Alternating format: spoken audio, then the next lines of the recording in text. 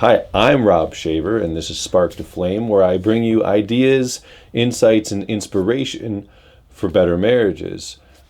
In addition to this YouTube channel, I've now also started a website, www.sparktoflame.us, where I will be sharing some other materials and blogging and things like that. My most recent blog is a post that's essentially 3 ideas of how personality tests can be helpful for your marriage. So there's kind of a split. Some people love them, some people are annoyed by them, but if you can agree to do any of these personality tests or personality profiles, love languages, which Winnie the Pooh character you most like, whatever it might be, they all have a general way that they can be helpful to your relationship. Today, we're going to talk about a specific one of those personality tests, and that is a book that's called The Four Tendencies by Gretchen Rubin.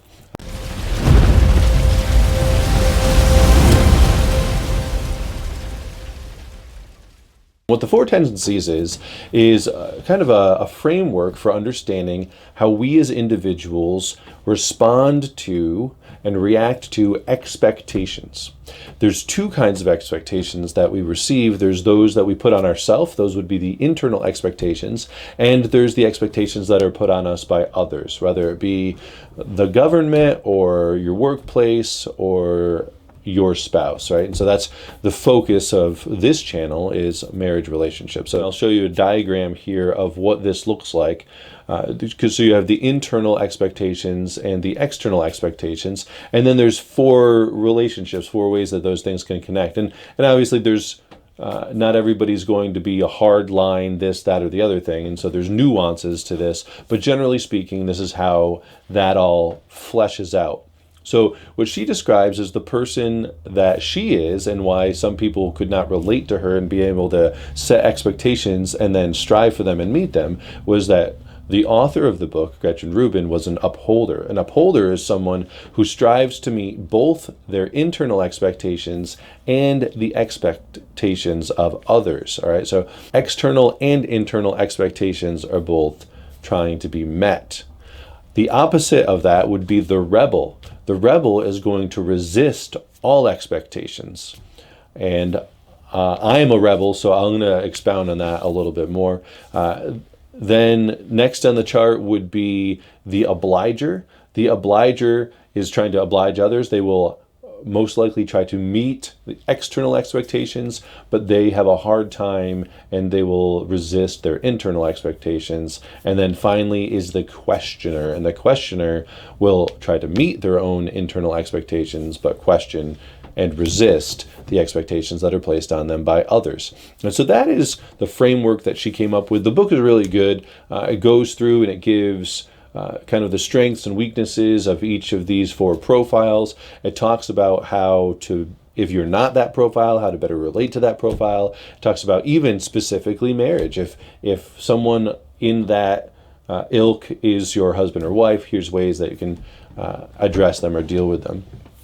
So a really kind of neat framework, what I loved about this, it was just so different than anything else that I've really ever seen as far as personality profiles go.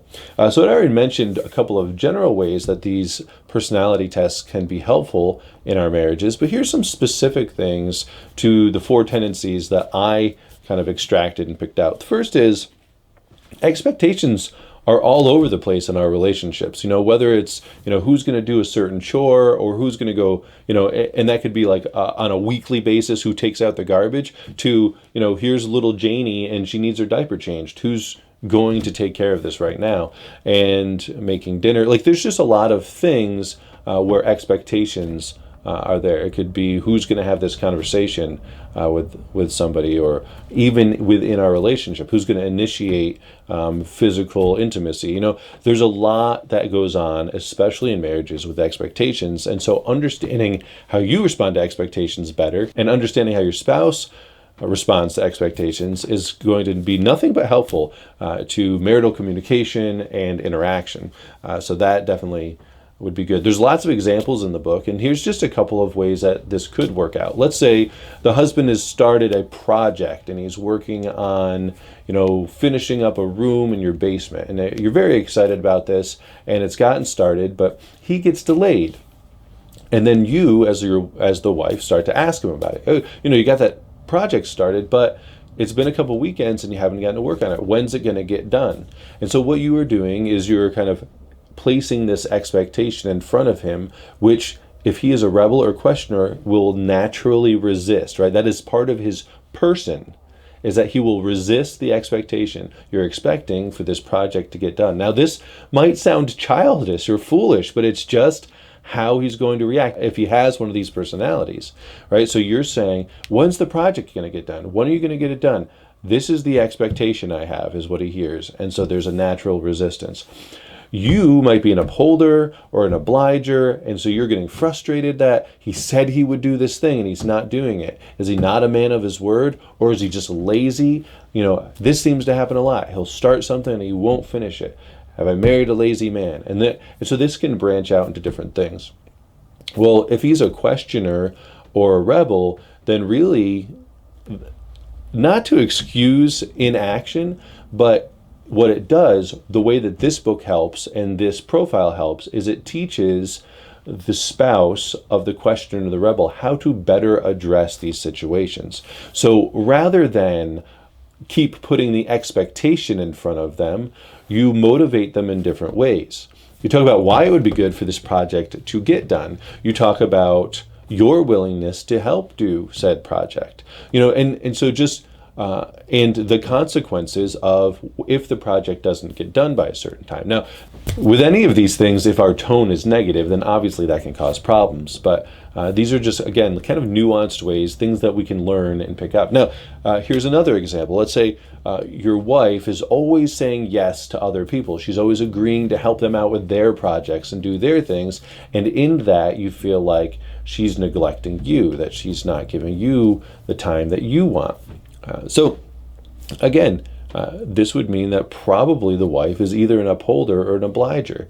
And really the best way for you to react then is not to sulk or think, she's not spending any time with me, but is actually just to ask and to have a conversation and to set those expectations. Because if she's obliged to you or trying to uphold an agreement to you, then that's the kind of thing that would make her say no to someone else. If it's just assumed, if you were just expecting, oh yeah, like we're going to hang out tonight, but you don't actually talk about it, then she very well will give her time to someone who asks it of her, because she would be that upholder or she would be the obliger. So those are just a couple of quick examples of how this could play out in your marriage. And I would definitely recommend, if you're interested, you can, it's one of those books, you can find it and kind of, there's like a 13 questionnaire in the book. There's a different one online. I'll put the website in the notes in the description of this video.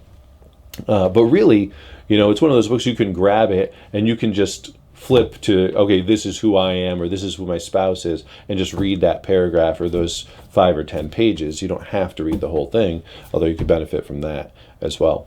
Lastly, obviously, you can understand yourself better. So this book's going to give you some tools to better engage with your spouse, especially when it comes to getting things done and how you communicate regarding expectations. But then it also can help you communicate those things to them. Like, oh, look, like I'm a rebel, like I'm going to resist things. And even for myself, like I started, because I just read this book a week and a half ago on vacation, I started to think that, like, yeah, sometimes if I like write the things out and like have it right there and as the expectation for me, then I can resist that. And sometimes really hard, not all the time. And so what I started to do is, and this is just kind of a simple little thing, but I started to talk about things like not I need to drink more water, right? That would be like setting the expectation that I'm going to naturally resist. But I would say, I love to drink water. And that would be kind of what I would rehearse in my head. Or if I write a note, not writing it as like a to-do list, but to say, I love water, right? I love drinking water. And so that just changes my whole attitude about it. It's like when I look down at that list, it's not, here's what you have to do. It's, here's something that you enjoy doing. Here's a little reminder. So then when I'm about to go get a drink, instead of being like, oh man, I really want a soda, maybe I'll even run to the store and get a soda. It's, wait, no, I love water. I'm going to drink some more water. And so, again, just a handful of ways that I really enjoyed this read and how it pertained to my own life and to my own marriage, and I really feel like it can help you. So I really think that this can be a spark that can lead to a good flame in your marriage. Okay. So take that information and be blessed, and grab the book or check out the website. Check out my website, and especially if you're an upholder or an obliger, do this now. If you are a rebel or a questioner, think about your marriage, and do you really want a better marriage? And if you do, then I would just encourage you to consider viewing my website and checking out the other videos on this channel. Spark to Flame, Rob Shaver. Subscribe.